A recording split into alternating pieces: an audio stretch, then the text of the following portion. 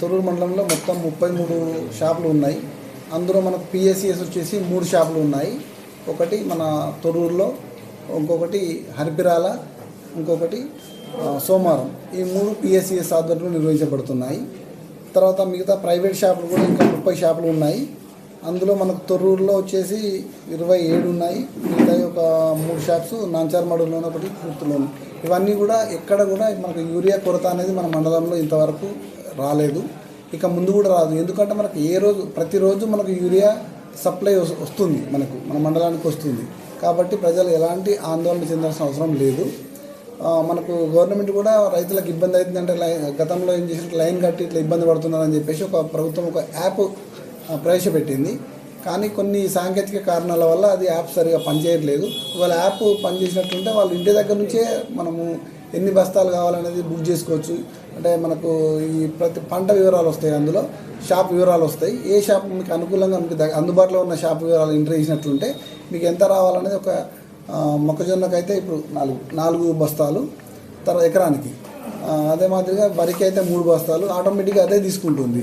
ఇంటి దగ్గర నుంచే మీరు బుక్ చేసుకుంటే డైరెక్ట్ వచ్చి మీరు టోకెన్ ఇచ్చి అది ఇచ్చేసి వివరాలు చూపిస్తే మీకు షాప్లో ఏ షాప్ అయితే బుక్ చేసి ఆ షాప్లో మీకు వెంటనే ఇచ్చేస్తారు. వెయిటింగ్ అనేది ఏమి ఉండదు, లైన్ అనేది ఇట్లాంటి లేకుండా ప్రభుత్వం ఆ రకంగా ఏర్పాటు చేసింది మనకు.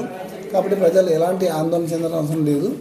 మరియు ఇప్పుడు మనకు ప్రస్తుతం అది యాప్ పనిచేయనందున నిన్న లాంచింగ్ ప్రోగ్రామ్ ఉండే కాబట్టి నిన్న అది కొన్ని సాంకేతిక కారణాల వల్ల యాప్ పనిచేయలేదు.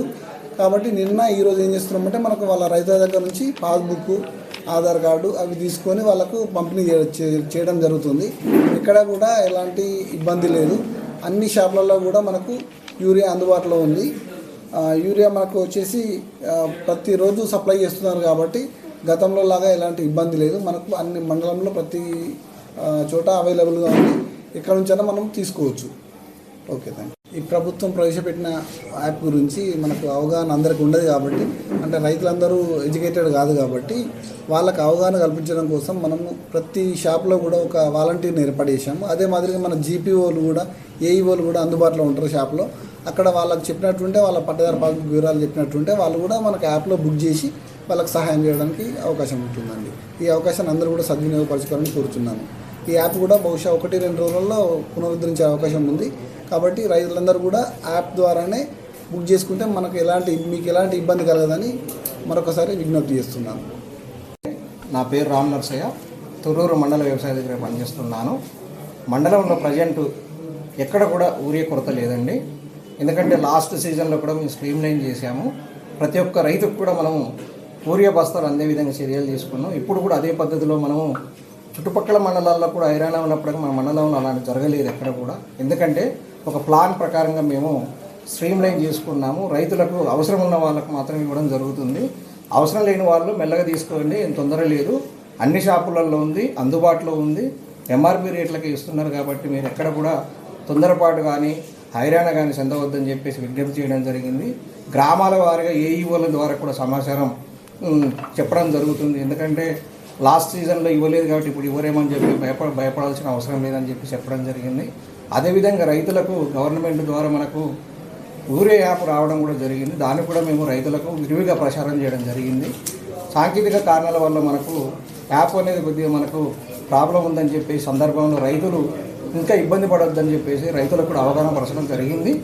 ఏఈఓల ద్వారా మేము ప్రతి గ్రామానికి కూడా వెళ్ళి వాళ్ళకు గ్రూపుల వారిగా మీటింగ్లు పెట్టి దీని మీద అవగాహన పరుస్తున్నాం. రైతులు కూడా ఈ పద్ధతి వస్తే మాకు సంతోషంగా ఉంటుంది సార్, మేము కూడా ఇంటి దగ్గరే ఉండి చేసుకొని అవసరం ఉన్నప్పుడే తీసుకుంటామని చెప్పేసి తెలియపరచడం జరిగింది చాలామంది రైతులు కూడా. ముఖ్యంగా మనకు సొసైటీల ద్వారా, అదేవిధంగా ప్రైవేటు ఆగ్రోస్ సంస్థలు ఆకా ద్వారా కూడా మనకు యూరియా బస్తాలు అందుబాటులో ఉన్నాయండి. మొత్తం ఇప్పుడు ప్రజెంట్ మన మండలంలో 5092 బ్యాగులు యూరియా బస్తాలు అందుబాటులో ఉన్నవి. మళ్ళీ మేము నిన్న నైట్ ఇండియన్ పెట్టాము. మళ్ళీ 300 టన్నులు కూడా మనకు అవైలబిలిటీగా ఈరోజు సాయంత్రం కల్లా రావడం జరుగుతుంది.